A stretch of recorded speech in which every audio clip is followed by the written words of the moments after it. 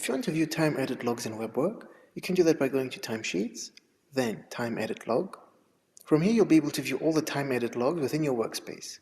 So here you can see the member, the time entry date, action, previous time, new time, initiator, and the source.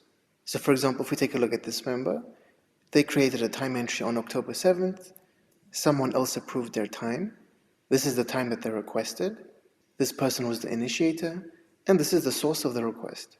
Here at the top we have different filters, so for example you can filter by initiator, members, projects, tasks, actions, and time period, and select what columns will appear.